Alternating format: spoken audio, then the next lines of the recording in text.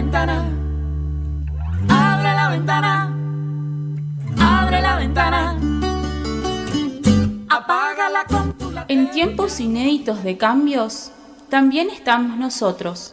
Firmamento, abran los balcones, que ya la noche asomó. Infancias sin etiquetas. Todos los jueves de 18 a 19. Te queremos pintar la carita redonda del color del carnaval. Por la 98.7 Radio Universidad. Abre la ventana, abre la ventana, Un espacio que invita a sacarnos las etiquetas. y haremos una ronda para invitarte a bailar.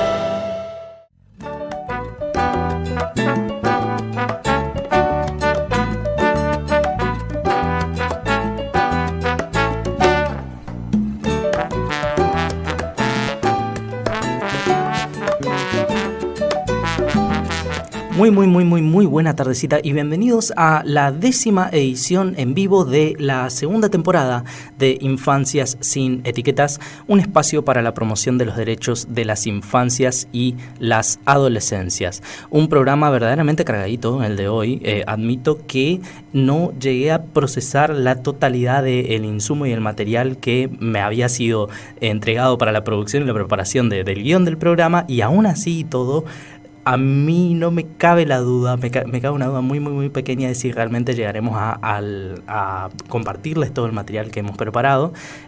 Una felicitación realmente al equipo de producción de mi parte, que me asesoró muy bien para la preparación de este programa. En fin, vamos a hablar hoy de la filosofía y también en particular de lo que atañe a este espacio, que es la filosofía y las niñez y las adolescencias. Contaremos con dos invitados en diferido: Leonardo Londoño López, un doctorando en filosofía, doctor aún no, pero en el proceso de llegar a ello; Sebastián Revinsky, que es un amigo de la casa y también integrante del equipo de investigación de Infancias sin Etiquetas, que a quienes le hemos acercado algunos interrogantes y nos han entregado sus pareceres, pero ya tendremos oportunidad de ir desandando los testimonios de estos dos invitados en diferido del día de la fecha.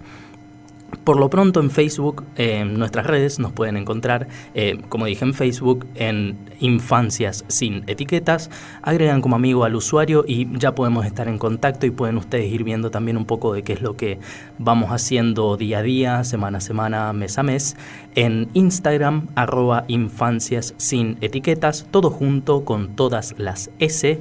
Ahora, para el programa de radio, que es este espacio en particular, el Instagram es @Infancias_radio, y a mí en lo personal me pueden seguir, me pueden encontrar en @RiquelmeLucas9, todo junto. Por lo pronto les dejo con un poquitito de música y después ahondamos un poco en las temáticas del día de hoy.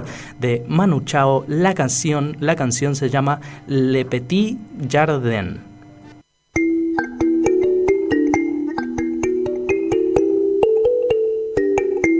Infancias sin etiquetas.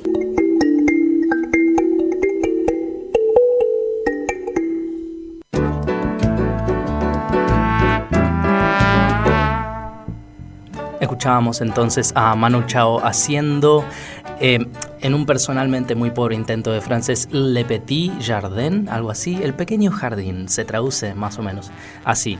Para quienes no recuerden, yo mismo de hecho no lo recordaba, pero bueno, un detalle, me crucé con el dato el pasado 21 de junio, hace unos días nomás, hace 2 días, cumplió años José Manuel Tomás Arturo Chao Ortega, más conocido como Manu Chao, que ahora mismo está pisando los 60. La canción que acabamos de escuchar abre el disco. A ver, me niego rotundamente a leerlo en francés. Supuestamente yo tuve francés en el secundario, pero me la llevé a diciembre los 2 años que lo tuve, así que no, en francés no lo voy a leer. El título del disco se traduce: Si Siberia me fuera contada, que Siberia es una parte de Francia, si mal no recuerdo, no es la Siberia rusa, pero hace referencia a un pedacito de Francia en particular. Es el tercer disco de estudio solista que tiene. En el medio sacó Un disco grabado en directo, cantado íntegro en francés, bastante largo, 23 canciones, más de 1 hora de duración, pero en fin, y de todas formas, volvamos a lo nuestro, que hoy es la filosofía. Bueno, definir filosofía como concepto es una tarea más bien compleja, porque obliga a hacer un recorte que indefectiblemente va a ser un recorte tendencioso o que al menos va a pecar de algún tipo de reducción. Siempre que alguien haga un recorte de algo o intente definir algo, hay cosas que van a quedar por fuera. Yo puedo, por ejemplo, hablar de un vaso violeta que tengo frente a mis ojos en este momento aquí en el estudio. Ahora, la experiencia que yo tengo con ese vaso es mía. Y no hay manera de transferir eso a otra persona, aún con las palabras. Por más que yo me deshaga en un río de tinta, no hay manera de que ustedes puedan llegar a tener esa misma experiencia. Por lo tanto, definir filosofía en palabras es algo realmente bastante complejo. En ese sentido, entonces, quizá podamos aproximarnos un poco más a qué es todo esto, partiendo no de la filosofía en sí, sino de algo opuesto a la filosofía, es decir lo que es hablando de lo que no es. Para entender un poco qué es la filosofía y su tipo de pensamiento, que precisamente está tipificado en algo concreto, hablemos primero entonces del pensamiento mágico, que es algo muy emparentado al sentido común. Una idea concreta del pensamiento mágico es, por ejemplo, en redes sociales hace unos meses, creo, se conoció la noticia, hubo muchísimo desencanto porque se conoció la noticia de que la selección argentina mayor de fútbol iba a cambiar la camiseta para el Mundial de Qatar 2022. La camiseta que está usando ahora, que usó en Copa América, además no va a ser la misma con la que vayamos al Mundial en Qatar. La selección masculina mayor argentina de fútbol está hasta ahora invicta, hace unos 30 partidos oficiales entre eliminatorias y torneos, y partido que usó la camiseta que todavía está en vigencia porque no se presentó la camiseta del Mundial, es partido que la selección argentina con Messi a la cabeza o ganó o lo empató. Ganamos la Copa América contra Brasil en el Maracaná y la finalísima contra Italia en Wembley con esa camiseta. El pensamiento mágico indicaría entonces que Argentina con esa camiseta puesta, y yo toco madera, lo que, bueno, es en sí mismo de hecho parte del pensamiento mágico, pero yo no voy a cargar con la culpa, con la carga de ser mufa, yo toco madera, Argentina en el Mundial no perdería ningún partido, porque esa camiseta no pierde. Ahora, fundamentos para sostener esa afirmación, yo vuelvo a tocar madera, ninguno. No hay un solo argumento concreto que lo sostenga, más allá de que todavía la selección no perdió ningún partido, hace 30 partidos que viene pasando la misma. El pensamiento mágico es un tipo de pensamiento que no puede dar cuenta de sí mismo, de las conclusiones a las que arriba o las cosas que afirma, al menos no en un sentido científico, rigurosa o con alguna prueba de ensayo y error, que es el método científico clásico, ya hablando quizá también en un tono más positivista, que el positivismo en sí mismo es una idea que va a volver a aparecer en este programa, pero un poco más adelante. Ahora bien, por el contrario y en la vereda de enfrente, podemos entonces definir al pensamiento filosófico como un tipo de pensamiento que pretende dar cuenta sobre sí mismo, sobre sus afirmaciones y sobre lo que sostiene. Y al menos podemos decir que ese es uno de sus objetivos. Por consiguiente, entonces, podemos definir a la filosofía con F mayúscula como toda la producción de este tipo de pensamiento. Y todo esto a muy grandes rasgos, con muchos machetazos y también atando con mucho alambre. Es en este sentido también inclusive que se suele decir que la filosofía es la madre de todas las ciencias, porque a medida que los interrogantes que este pensamiento plantea son explorados, cada vez en más detalle, se desarrollan metodologías específicas para seguir explorando esos interrogantes, para profundizar en esos desarrollos. A través de ese proceso es que se da el devenir de las ciencias, se empiezan a conformar y demás, como por ejemplo la antropología, que es la ciencia que estudia al hombre. En la medida en que se segmenta al hombre como objeto de estudio, se desarrolla una metodología que acompaña ese estudio, deja de ser solamente filosofía, se aplica y deviene en antropología como ciencia.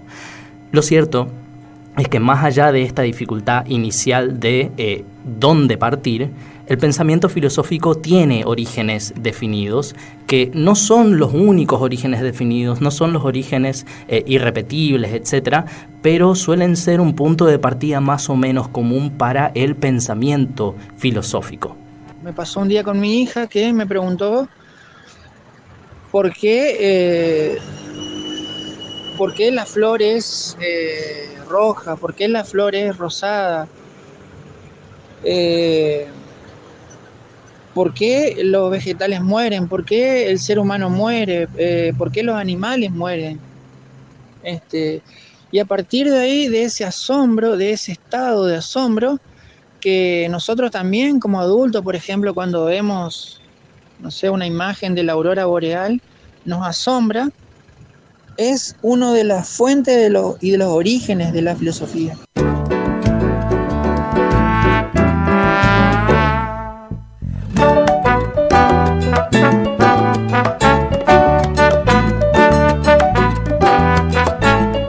Escuchábamos la voz de uno de nuestros invitados en diferido, Sebastián, contándonos un ejemplo. Una de las cosas que se menciona también en parte de los audios y la información que él nos acercó es el nombre de Karl Jasper, que es uno de los filósofos que define las fuentes del filosofar o del pensamiento filosófico en tanto aproximación. Las tipifica en tres, nombradas en orden de aparición, también cronológica: primero el asombro, luego la duda metódica y por último las situaciones límites. El asombro es esto primero que nos cuenta él en esta anécdota, que es esta idea de encontrarse con las cosas que uno quizá no espera y dispare un poco ese pensamiento sobre la base del asombro. ¿Por qué las flores son de colores? ¿Por qué el sol siempre aparece del mismo lugar? Y utilizando ese evento, ese hecho concreto, disparar el pensamiento hacia una disquisición. Bueno, empecemos a investigar por qué esto pasa de esta forma, por qué es de esta manera y no de otra. El segundo punto que se menciona es la duda metódica de René Descartes, que tiene su cristalización en una frase muy conocida que es el axioma en latín cogito ergo sum, que traduce pienso, luego existo. En su afán de intentar salir de la duda y el escepticismo radical, esto es poner en duda todo lo que existe, todo lo que nos rodea, buscando algo que sea absoluto, concreto e innegable, lo que encuentra en este tren de pensamiento es que en la medida en que él está pensando, tiene que asumir que existe, porque algo que existe puede ejercer la acción de pensar, y si no estuviera pensando, no estaría existiendo. Y partiendo desde ese bloque sólido, se construye y se avanza a través de la duda metódica hacia distintos campos que luego permitan formar más bases de conocimiento.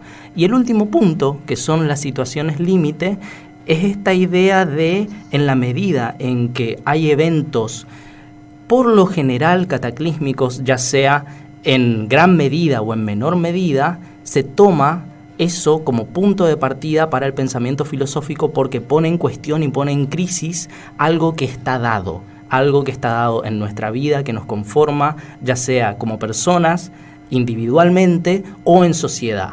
El ejemplo por antonomasia, el ejemplo más clásico suele ser la Primera Guerra Mundial, porque previo a ese estallido social en Europa se tenía una idea muy romantizada de los conflictos bélicos a través de las conquistas napoleónicas, E ir a la guerra estaba bien visto en cuanto uno iba a buscar su honor y la prueba de valía propia del ser humano al conflicto bélico. El tema es que en la Primera Guerra Mundial se murió tanta gente y de manera tan cruel que de golpe se tuvo que empezar a poner en cuestión si realmente las nociones romantizadas que se tenían sobre la idea de honor y la muerte en campo de batalla eran tan así, o mejor dicho, se condicen con la realidad de lo que estaba ocurriendo en Europa en ese momento. Y eso en gran escala. Por volvernos un poco más contemporáneos, podemos mencionar la crisis de COVID actual que está atravesando el planeta, que genera un poco esa pregunta hacia el ser humano de, bueno, ¿en qué situación estamos y qué pasa con esto que está sucediendo alrededor nuestro? Y otra vez, la escala de la situación límite puede ser inclusive más chica, puede ser hasta inclusive la muerte de una mascota, que de golpe pone en crisis y pone en cuestión los espacios que uno ocupa, los espacios que uno habita y qué hace uno con esa falta. El duelo puede ser un desencadenante de una situación límite y puede llevarnos a generar un pensamiento filosófico. Por lo pronto vamos a compartir otro audio más, siguiendo un poco con estas cuestiones, hablando un poco más ya sobre la democratización de... vamos a ir con algo de música.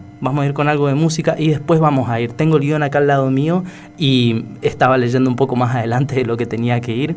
Vamos a desglosar un poco esto con algo de música, los dejo pensando y después sí seguimos ahondando en esta misma temática. Vamos a escuchar a Árbol haciendo una canción que se llama Ya lo sabemos. Por una infancia sin etiquetas. Definitivamente su hijo es TOC. Él padece THDA. El nene es un TDA.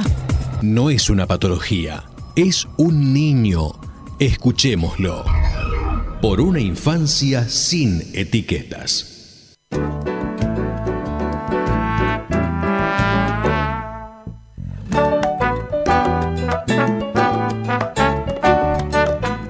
Escuchábamos entonces a Árbol, todavía con Edu Schmidt al micrófono, haciendo Ya lo sabemos.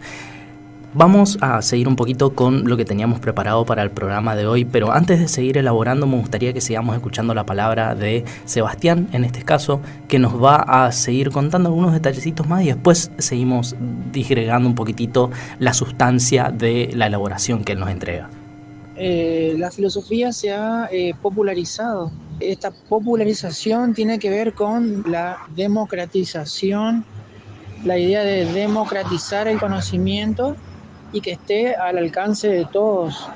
Ahí vemos estas últimas décadas filósofos como José Pablo Feynman, como Darío Stanriver, han popularizado la filosofía que anteriormente tenía un sesgo más elitista para unos pocos y bueno, eso se revirtió.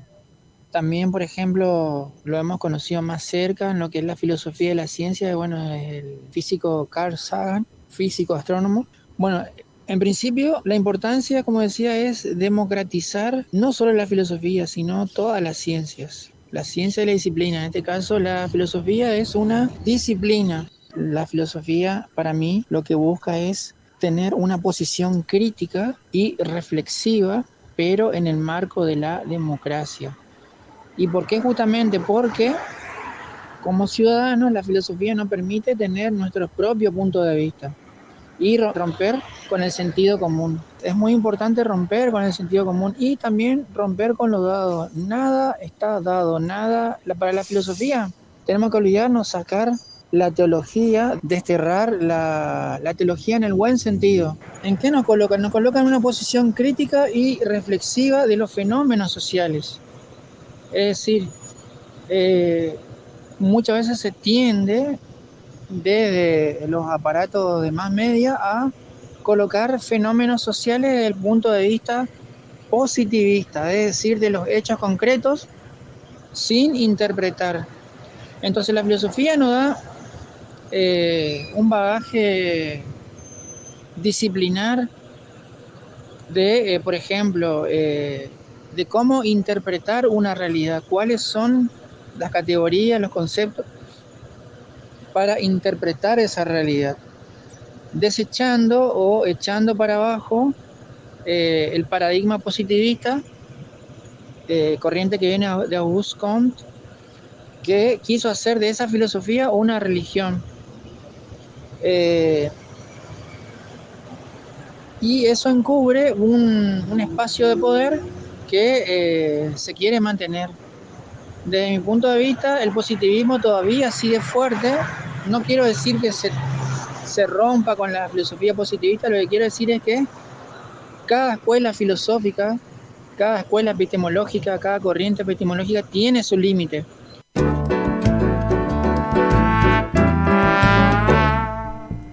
Escuchábamos entonces la elaboración que nos entregaba Sebastián a través de algunos audios en contacto con la producción de este programa. Bueno, la realidad es que hay muchísimas aristas como para empezar a elaborar, retomar, agarrar por acá, agarrar por allá, pero también a nosotros acá nos toca un poco asumir las limitaciones que tiene este formato de una hora y nuevamente definir qué recorte queremos hacer en este espacio. De todas formas, hecha la aclaración, les quiero dejar algunas ideas clave presentes en el audio que acabamos de escuchar, que un poco quisiera que sean las que resuenen más fuerte. Primero, la popularización de la filosofía de la mano de muchos comunicadores. En el audio se menciona a Darío Stanraiver, se menciona a José Pablo Feynman, que hace no mucho tiempo falleció, o a Carl Sagan hace unos cuantos años, por nombrar solamente algunos. Segundo, la democratización de la filosofía y las ciencias en general. Tercero, el pensamiento filosófico como herramienta para romper con el sentido común. Y por último, como habíamos anticipado, el positivismo como paradigma y los límites que tiene el positivismo en tanto paradigma. Y sobre esto último, quisiera poner más que el dedo en realidad, la verdad que toda la mano, porque el problema actual que nos genera la crisis del positivismo como idea que baña a toda la sociedad es un poco esta idea de que el progreso es siempre hacia adelante, siempre es infinito, siempre es imparable, siempre vamos hacia un lugar mejor.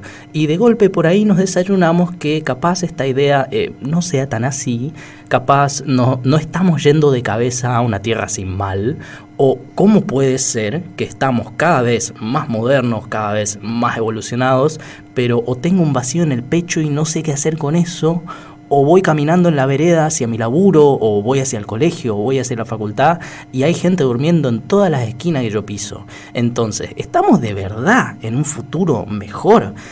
Y menciono estos puntos como problemáticas porque afectan a la sociedad en su conjunto, y nuestros niños y nuestros adolescentes no son indiferentes a esta situación.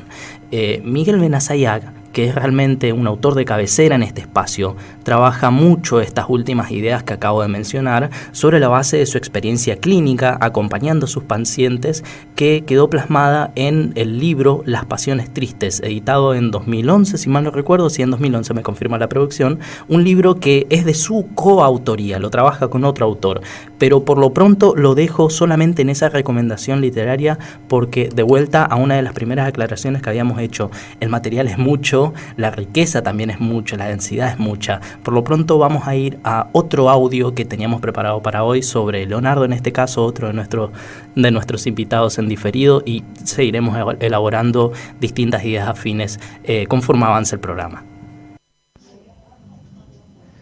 Bueno, cuando se habla de filosofía para niños, académicamente, de modo casi inmediato se piensa en Matthew Lipman, un estadounidense que tuvo como proyecto arrastrar la enseñanza de la filosofía a los niños y a las niñas de grados de primaria. Claro está que no era usando la misma estructura en el que es enseñando a los autores y autoras más representativas de la filosofía, de la historia de la filosofía, sino el quehacer mismo de la filosofía. Este quehacer de la filosofía para Matthew Lipman era el pensamiento crítico. Esta herencia que dejó la escuela de Frankfurt en el que más que estar conceptualizando los términos filosóficos, se enfocaba más en la practicidad, y la practicidad filosófica pues era o es para esta escuela el pensamiento crítico. Entonces, desde las escuelas primarias, cómo se podía poner en práctica este pensamiento crítico. Y Matthew Lindman creó una serie de cuentos infantiles de acuerdo al desarrollo en el que se encuentre la infancia, para incentivar al segundo elemento. Digamos que el primer elemento está en el pensamiento crítico, pero para desarrollarlo, Matthew Lindman consideraba que esto se lograba por medio del diálogo, o sea, la mayéutica. Así que une dos fuentes filosóficas, la escuela de Frankfurt, la estructura del pensamiento crítico, usando la practicidad o poniendo en práctica la propuesta socrática, platónica sobre la mayéutica, el estar dialogando. Y el medio que incentiva este diálogo pues serían los cuentos infantiles. Así que el maestro, la maestra tenía que formarse en estos cuentos, conociendo también las preguntas provocadoras que debería utilizar la docente o el docente para incentivar a todo el grupo el diálogo. Este es como el más conocido, este es el que más se piensa cuando se habla de filosofía para niñes, y es como el más común. Por ahí hay otro que me ha estado llamando la atención, mas no está estructurado como proyecto pedagógico o didáctico, de una propuesta muy interesante desde Barcelona, en el que más que estas dos fuentes del pensamiento crítico y de la mayéutica, habla es de el pensamiento libre, en el que es la filosofía para esta etapa debería estar enfocada precisamente para que el niño o la niña viva un pensamiento libre, ya no un pensamiento condicionado con contenidos de acuerdo a las asignaturas, sino que aquí precisamente sería en el que se viva toda una libertad del pensar. ¿Cómo se provoca esta libertad del pensar? Por medio de la escritura. La escritura es ese provocador. Entonces ya debe ser en una edad en donde el niño y la niña esté viviendo la escritura, y a partir de esa escritura es que el pensamiento se va aventurando a una libertad. Así que considerar en qué lugares o fuentes podemos encontrar en el día a día la filosofía para esta propuesta en Barcelona estaría precisamente en la escritura. Y estoy muy de acuerdo con ella, porque no necesito hablar de Platón para hacer filosofía. Es más, hemos tenido estudiantes que se academizan tanto, que son tan académicos con Platón, que repiten lo de Platón, pero uno ve que no están haciendo filosofía, no están en un filosofar. Solo a veces buscan es una aprobación por medio del maestro, de la maestra, para pasar la asignatura.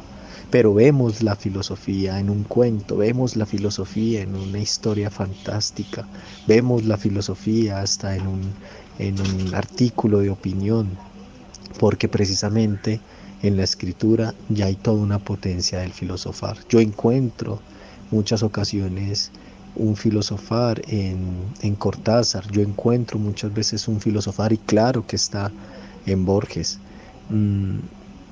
o aquí en un Mendoza con el libro Satanás,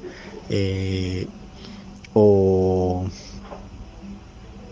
en cualquier otros territorios como puede ser el cine, porque el cine pues está sustentado y está en toda una estructura de la escritura. Así que ahí estarían como esos dos modos en el que podría yo aportar sobre la pregunta. La palabra entonces de Leonardo cuando nos acercamos a él con algunos interrogantes y nos comentaba su parecer.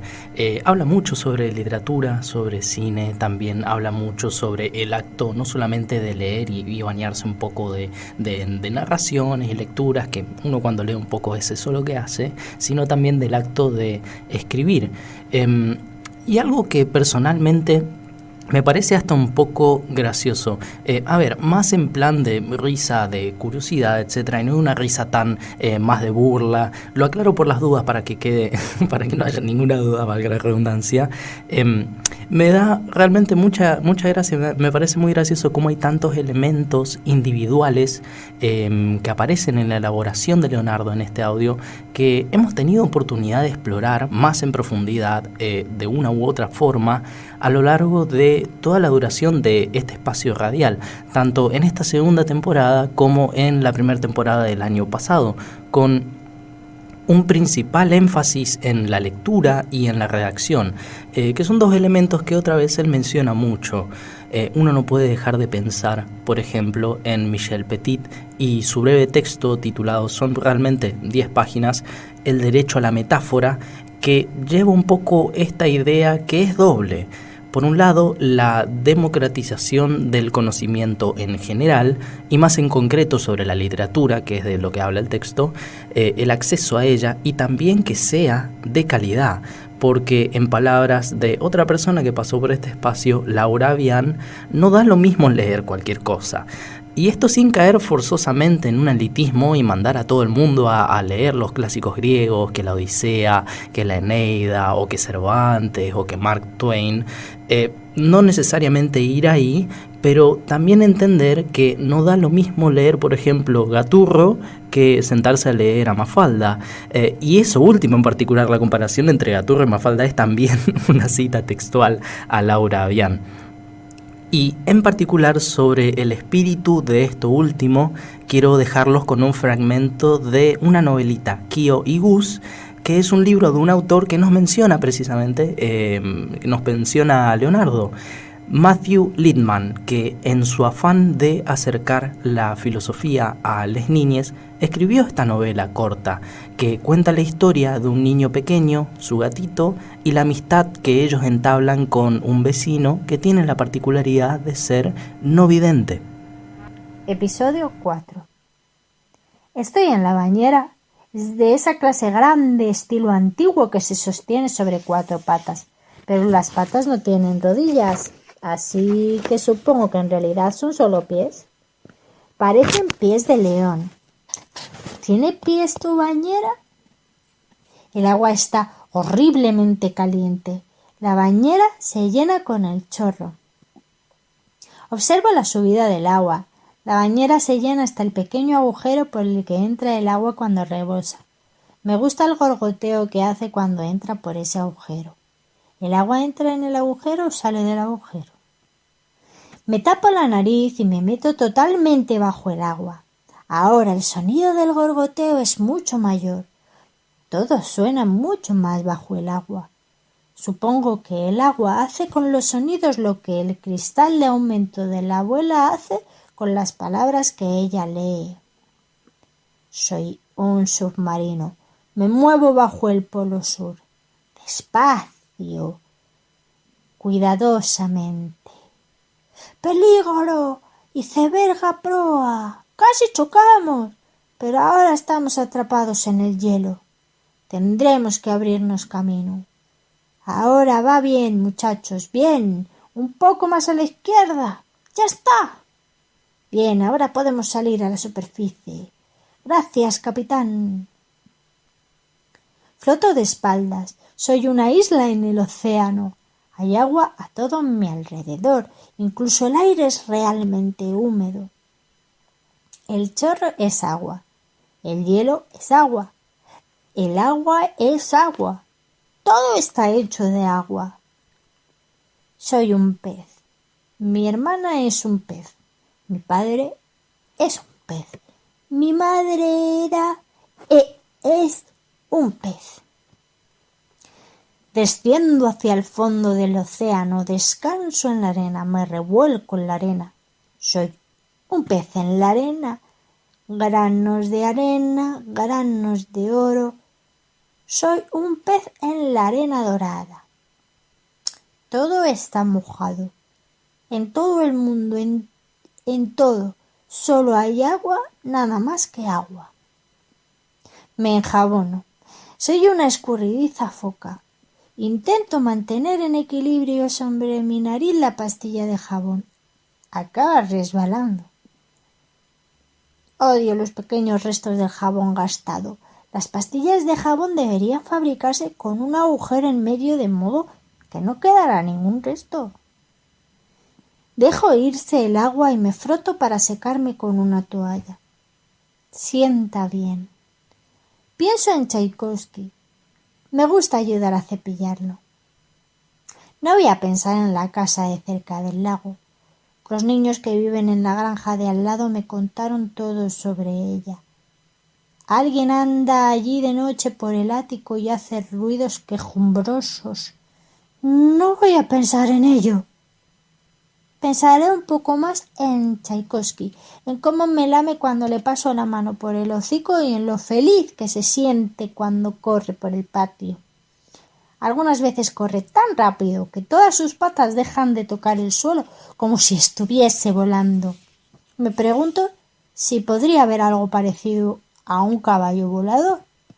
¿Qué tamaño tendrían que tener las alas de un caballo? Si Tchaikovsky tuviese alas, ¿se atrevería alguien a montarlo? Pero, oye, tío, menudo paseo.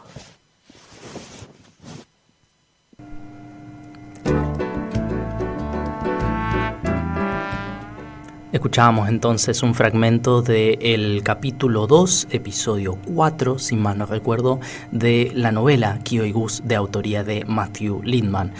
Un texto minado de lo que se conoce como preguntas disparadoras, digamos. Precisamente ahí al final cerraba un poco con qué tamaño tendrían que tener las alas de un caballo si un caballo tuviera alas. Eso en sí mismo es una pregunta disparadora, un poco entrejugando con el asombro, la duda y estas fuentes del pensamiento filosófico que elaborábamos hace unos bloques.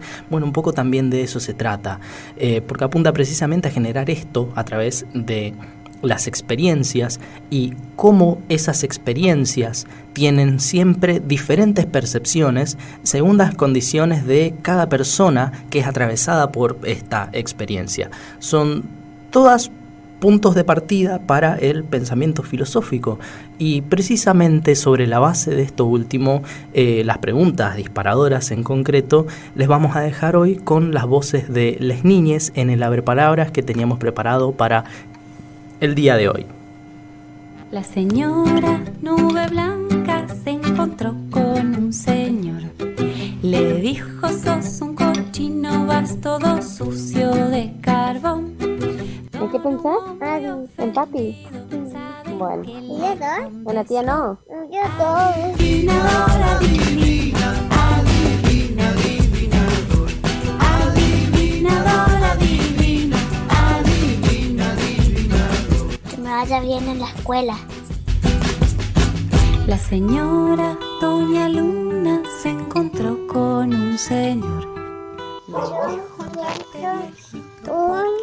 Un juego de nenita de maquillaje. ¡Sí! Ah, ¿y qué más pensás? Un tiburón, una fiesta, todo eso. Adivinador, adivino, adivina, adivina.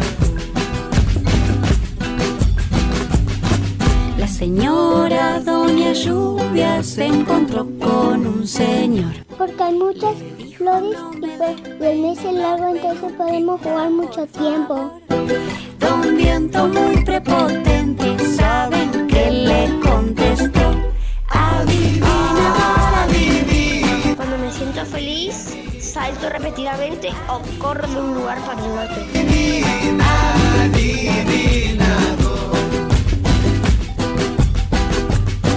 La señora Dona Estrella se encontró con un señor. le dijo: por pura envidia me querés arruinar el show. Don Nubarrón, divertido, ¿saben qué le contestó? Adivinador, adivino, adivina, adivina. Adivinador, adivino, adivina, adivina. Pensar para mí es una manera de cuando vos querés hacer algo y no estás seguro de decir, che, ¿cómo hago eso? Eso es pensar. Adivina, adivina.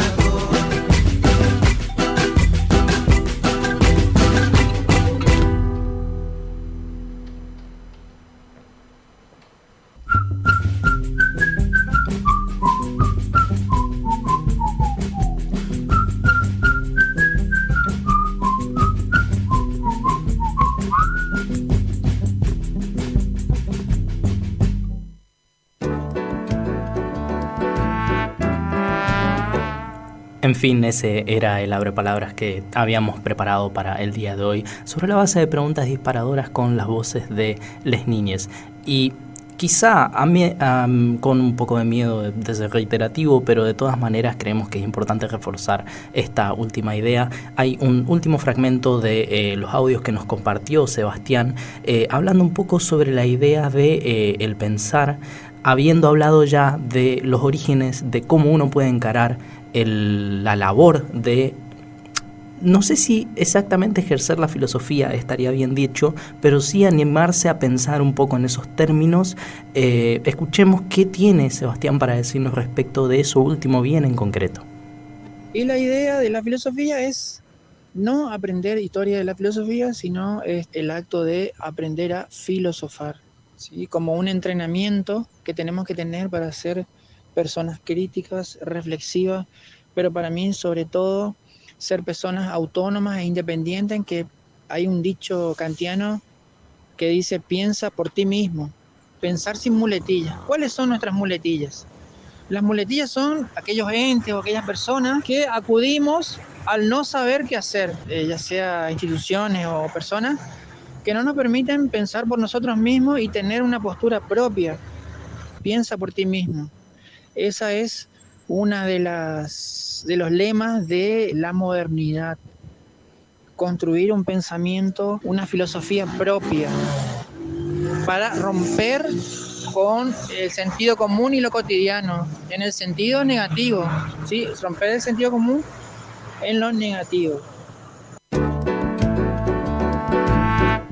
Pensar sin muletillas, infancias sin etiquetas, es un lindo juego de palabras. Me acabo de dar cuenta que inadvertidamente se dio de esa forma, es más bien bienvenido, pero al margen del estudio histórico, cronológico que se puede hacer de los desarrollos del pensamiento filosófico y las verdades o las conclusiones a las que pudo haber arribado a lo largo de su historia, más bien se trata quizá un poco de animarse a pensar las cosas que nos rodean, el mundo que nos rodean, y pensar en sus diferentes variables, digamos. Las cosas son de cierta manera, pero que sean de cierta manera implica o presupone que pueden ser también de una manera diferente, o el hecho de que sean diferentes implica que antes fueron de la manera que son ahora.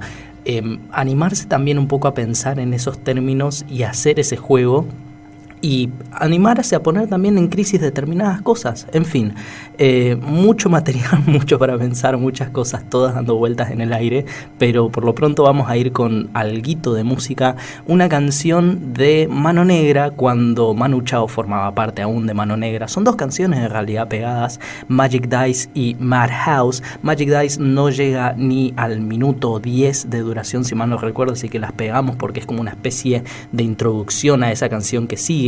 Pero vamos a escuchar entonces, si bien son dos canciones, están pegadas en un solo audio, vamos a escuchar Magic Dice seguido de Madhouse. Abre la ventana.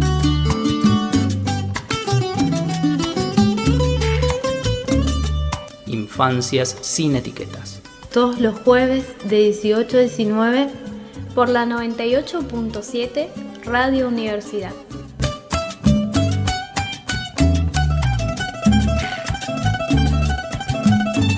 Vuela tan alto como quisiera. Escuchábamos entonces dos canciones de Mano Negra juntas, primero Magic Dice, seguido de Madhouse. 18:56, nos queda tiempo realmente para muy poquitas cosas. Un aviso parroquial: esta mañana se realizó el taller organizado por el programa de extensión de Infancias Sin Etiquetas con los chiques de Giranda. Camilo y Paloma pueden acercarse al Instagram de Infancias Sin Etiquetas para poder ver qué fue lo que hicimos, cómo fue la experiencia. Y a propósito de eso, en Facebook somos Infancias Sin Etiquetas, pueden enviar un mensaje, enviar una solicitud de amistad y ponerse en contacto con nosotros. En Instagram, @Infancias Sin Etiquetas, todo junto con todas las S. Para el programa de radio en particular es @infancias_radio, y a mí personalmente pueden encontrarme en @riquelmelucas9. Agradecimientos primeramente a Leonardo Londoño López y a Sebastián Revinsky por su tiempo, la calidez y el material que nos acercaron, principalmente sus voces. A Evelyn Raymond en la elaboración del informe y parte del co-guionado para este programa. A Fabiana Silva en la producción de piso. Lucas Tachile también acompañándonos aquí en la producción de piso. Miguel en la edición. Y por último, algo que no queríamos dejar de mencionar, porque en tanto personas no podemos ser indiferentes. Desde Infancias Sin Etiquetas queremos repudiar el accionar represor por parte del personal policial y solidarizarnos con los trabajadores del Servicio Municipal de Recolección de Basura que fueron reprimidos brutalmente ayer en horas de la tarde. Desde Infancias Sin Etiquetas repetimos, queremos repudiar el accionar represor por parte del personal policial de nuestra provincia en contra de los trabajadores del Servicio Municipal de Recolección de Basura. Hecha la mención, nos toca despedirnos. Vamos a cerrar con lo que empezamos, con Manu Chao. La canción se llama Mi Vida, preciosa canción si las hay, y nosotros nos despedimos hasta el jueves que viene.